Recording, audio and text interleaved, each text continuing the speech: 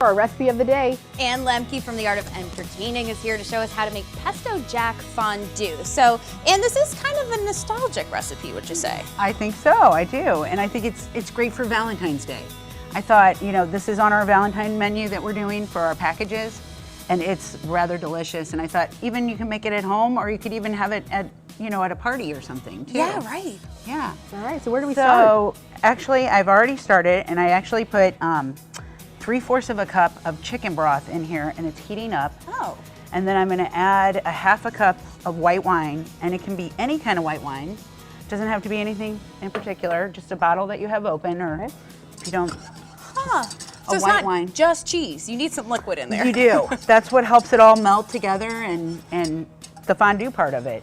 And this is kind of a romantic appetizer. Don't you think? Yeah, it's I something you think so, share too. together. Feed each Right, other. right. Oh, you could feed each other. Okay, yeah, right. There we go, Paul. We'll do that.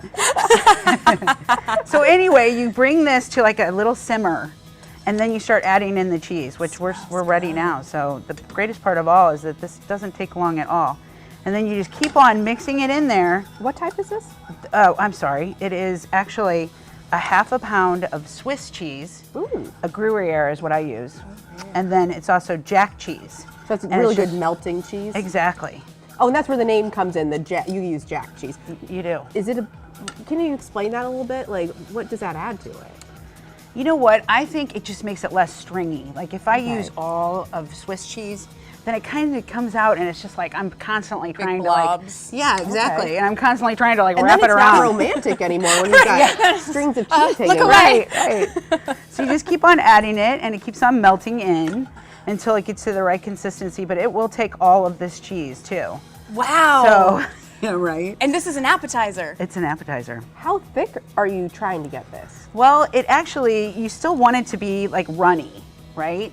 But, and actually, if for some reason you do add in too much cheese, then just add a little more chicken broth or a little more white wine, you know, Okay. just to thin it a little bit. Now, if we pick this up at your store, do we pop it in the microwave, or do you recommend? You do, actually. Okay. And we're, you know, going to sell it for our Valentine packages as well, too.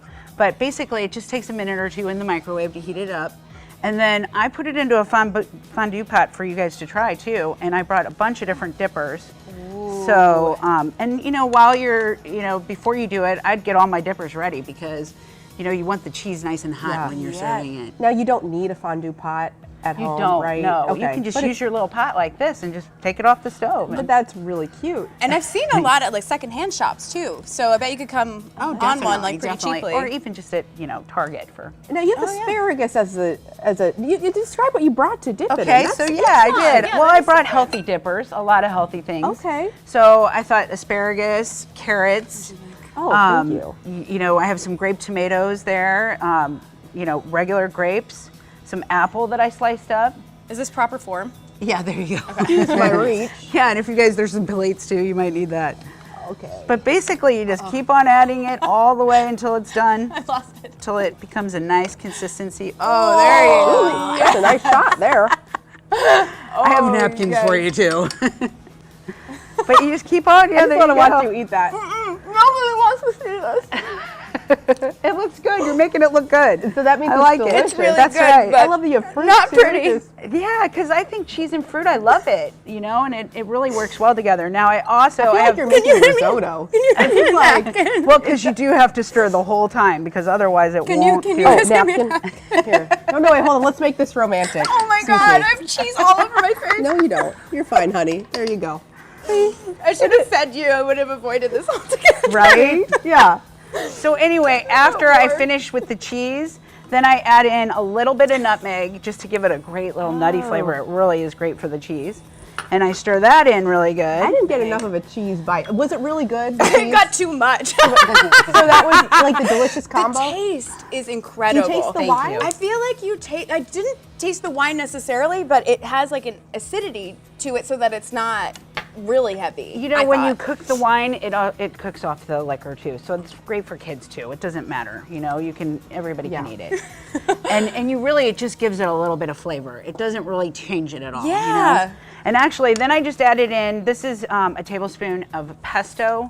And you can just buy store-bought pesto. Or if you want to, you can just chop up some basil and throw it in there too. Well, this is so cool. I've never actually seen this come together in real time. Right? It's a lot pretty cool. easier than I expected. And I actually didn't finish the cheese, but you get the whole idea. But we got to experience it. And you can find this recipe after the show on YouTube. Just search KSDK News or on the 5 on Your Side app. The Art of Entertaining is located in Webster Groves off Big Bend Boulevard. Oh my goodness. Okay, I'm going to dip in This is some really tomato. good.